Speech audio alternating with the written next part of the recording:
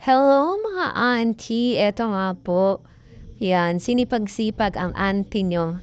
Gisubukan ko kasi ang paa ko ba kay daw hindi ko pa man kaya maglakad-lakad dahil ang paa ko is piang-piang. Actually, yan, nagapiang-piang yan ako. Sobrang sakit pa din ng sugat pero ginlakad ko talaga. Kaya ang ginawa ko, naglihis ako ng sala namin. Niligpit ko lahat ng mga gamit ko, anong pwedeng ligpitin. Meron pa kaya nauna, hindi ko lang na video. Nag-ayos kami ng mga lagayan, kung ano-ano. Ngayon lang ako nag-video ulit kaya naisip ko, wala akong pang-reels. So, ito na nga. Nag-video na lang si auntie nyo.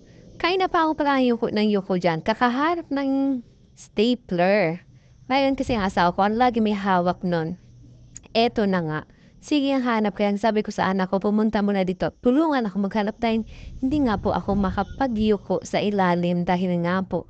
Sugat ko ay hindi pa ako makaupo ng maayos at hindi ko pa kayang galawin ng maayos. Kaya sabi ko sa anak kong panganay na pumunta at hanapin yung stapler dahil stapler ko yung mesa. Kay ilalagay ko sana yung cover. So, hanap ako ng hanap kung saan na kami naghanap. Hala, sige lang ah. Ngayon, ang ginawa ko, parang nag-give up na ako. Pero sabi ko sa panganay ko, tingnan sa ilalim, baka nandoon lang. Ay, sige kami kahanap ng stapler na yan. Dahil ang plano ko, i-stapler ko itong mesa na ilalagay ko. So, dahil hindi namin nakita, naghanap na ako na may ibang magawa. So, ito, inayos-ayos ko, pati mintana, naglinis na ang auntie nyo, oh, larong lumubo. May ko ba naman ang sige lang tahiga, sige lang kakain, sige lang kano. Ito na lang ginawa ng auntie nyo, in-exercise ang pa. Nilakad para po masanay siya kasi nga po mag-duty na po ako bukas. Hinanay ko na yung paa ko na ma-exercise. At nga lang, pero habang naglilinis ako niyan, tumatagas na yung sugat ko. Nagdudugo. Pero sige lang, sinanay ko ng sinanay. Flex ko nga po pala yung aso ko na sa gilid. Kaya po nandyan yan. May plano pong lumabas yan. Nag-aabang. Gusto lumabas. Tingnan niyo po ang ginagawa ko. Sige lang siya. Katingin ko ang ginagawa ko. Nahihirapan na rin ako diyan kung anong si-setup ko. Binabago-bago ko kung saan ko pa ilalagay yung mesa at kung saan ko ilalagay yung upuan. Yan nga pala yung mesa ng asawa ko pag nag-o-office siya. Diyan siya nagsulat o nag-ano man ginagawa niya sa trabaho niya. Kaya ini-estimate ko yung pintuan kung kaya po bang ma-open o hindi. Kaya atras, abante, lipat, handa. Hanggang di ko alam kung anong gagawin ko. Ano ba to? Saan bang maganda? Saan ba mas komportable? At saan mas maluwag? Yan na. Auntie nyo. Oh, check, pop. Ganon. Oh, ayan na. Okay na daw. Hindi, eto na. Magsimula na akong magigpit na mga kaltang mga papel ng asawa ko. Inayos ko na lang. Pero wala akong may matinapon ako at alam kung pwedeng itapon. Pero karamihan, hindi ko talaga ginalaw at pinakilaman. Inayos ko lang. Kasi nga baka mabengbang ako. At baka mahalapan ako ng mga papel na kailangan pa. So, ang ginawa ko, tupe, tapon doon, tapon dito, yung alam kong kaya kong itapon at alam kong papel ko at kaya ko. At alam kong hindi ako hahanapan. So, ayun, ligpit-ligpit mo na ang auntie nyo. Yan, pero yung time na yan, nagsakit po ang tuhod ko. Kasi nga po, naka-steady akong nakatayo na ganyan. Pero baliwala. O, yung aso ko, ginagalitan ko nga po yan kasi ang plano na talagang tumakas. Kanina pang tingin sa labas. Kanina pang kalayasin yan. Kanina ko pa rin yung sinasabihan na wag maglabas. Tingnan nyo mamaya ha, anong gagawin? Bigla kasing nawala yan. Hindi ko nabantayan, kalabas pala. Tingnan nyo. Oh, titingin pa sa akin, dahan-dahan. Ayun na! Nakalabas na ang ano nyo, ang dungol. Nakalabas na ang samsam namin. Hala, wala pa akong kamalay-malay, nakalabas na pala ang aso. Hindi po kasi namin pinapalabas kasi nga po, ang hilig po niyan umakit ng kama. Umakit dito, akit doon, at sampa. Kaya yung paayan, ang putik-putik, ang higaan namin lagi maputik. Eto na nga yung auntie nyo pagtapos maglinis, magsaing na. Eto, kasi nga ina-exercise ko talaga yung tuhod ko. Gusto ko talaga maglakad. O, eto yung anak ko. Dalawa nga lang pala kami sa bahay kasi nga po ang tatay at ang bunso namin ay nag-uwi ng taytay. Kaya kami ng dalawa lang dito. Tinulungan ko na din siya. Maawa na din ako kasi nga ilang araw na sige ako kautos sa kanya. So sabi ko, ako na lang magluluto. Siya na lang maglaba. Ayan, tinulungan niya naman ako. Naglalaba siya, nagwawashing. Sabi ko, ako na magluto ng kakainin namin. Dahil walang tubig yan, hindi ko na nilinisan yung kawali. Kasi nga, biglang nawala ng tubig. Meron daw nilinis sa baba. O, ang auntie niya nagsangag. Nagluto muna ako ng itlog kasi wala na ba kayong maimang ulam, kundi yun lang. O, luto ng itlog. Ayun pala, yung hinawakan ko na pipino, sayang, nasira. Sabi ko, itabi na lang. Gawing binhi para kung sakali man lang baka magtanim. O, magluto mo ng auntie yun ng ulam. Ulam pala namin dyan, piniritong itlog, at saka nagprito ako, nagbabad pala ako ng sapsap at nung tuyong tuyo na maliliit na lapad. Yon, gibabad ko muna kasi para hindi maalat kasi nakaraan medyo maalat eh. O, yung isa kong anak, busy din yan, o. Sampay. Pex ko lang yung masipag kong alalay ko dito na aking panganay.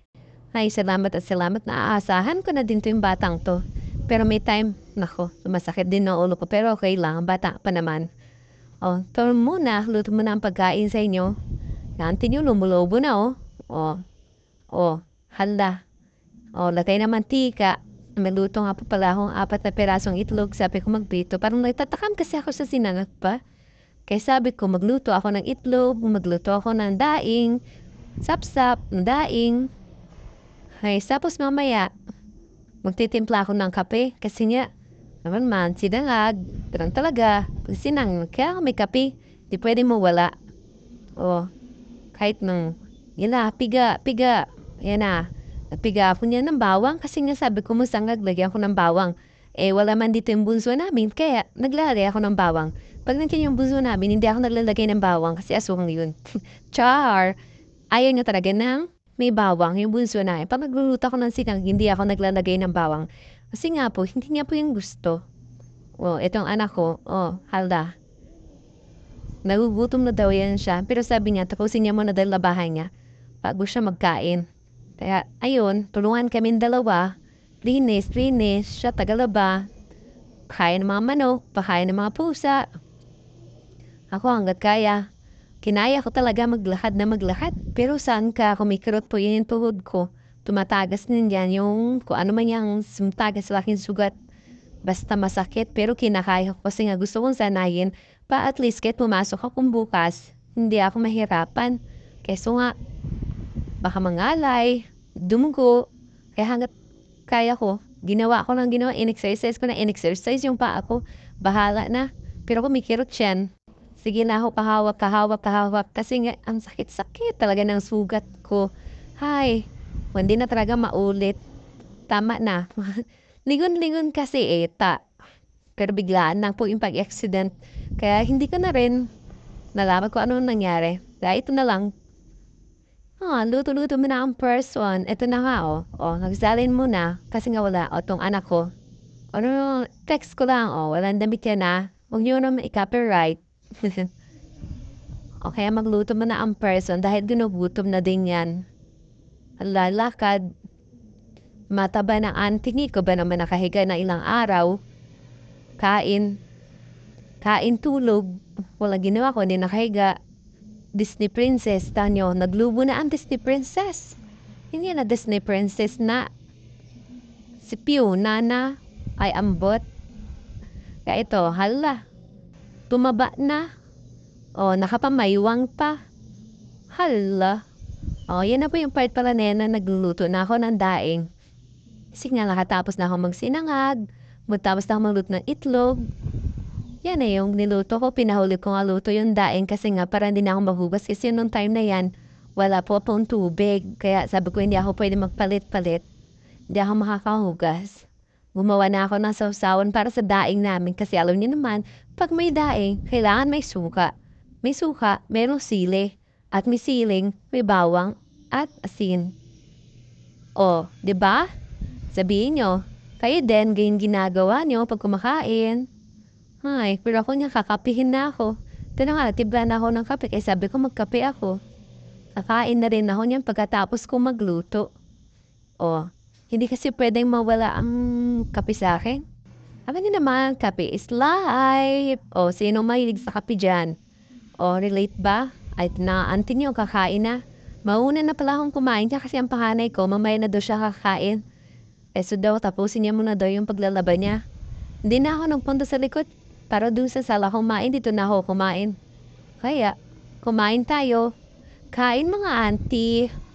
Kain mo ng person. Ang doggy-doggy ko, gutom na din yan.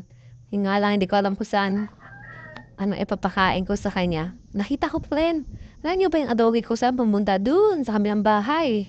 Sinundo ng aking anak. Ang dumi-dumi ng paa, kaya nilinisin. Kaya may harang ladigan para hindi na siya makalabas. Oh, ano? Ito yung saglit na lang. Busy ang auntie yung kumain. Kinakausap ko yung aso ko dyan. Nung time na yan, habang kumakain ako, pati yung anak ko, hala kain auntie, kaya halumulubo eh. Oo, mas malapad na yung likod mo. Live na yun pero natatakpan mo yung camera. Sarap ng kain ko, sinangag na mayroong tuyo at may pritong itlog at mayroong kape. Napakasarap talagang combination yung dalawang yan. Kapag kumakain, ay, sabor-saboringan. Yung anak ko napapatulala na lang habang nagbabanlaw. Sige lang, kabanlaw. Nag-uusap nga po pala kami dyan. Kung anong mga susunod niyang gagawin. Sabi ko niya, tulungan niya muna ako anong mga gagawin. Kasi hindi ako makakilos na maganda. Wala ko no choice. Siya muna ang alalay ko ngayon. Siya muna ang kabinampak ko. Kaya siya muna naglalaba. Wala si tatay, kaya siya muna maglalaba ngayon. Sarap ng kain ko yan. Ninanamnam ko pala yung kain ko, siya pagkape ko. Kasi nga sarap talaga kumain, lalo na pag sinangag ang kanin mo at meron kang tuyo at meron kape. Napakasulit talaga ng kain. Kaya sige lang, kain ako ng kain dyan. Kaya tinan nyo naman, ang katawan ng auntie nyo. Hala, dito na lang. Bye!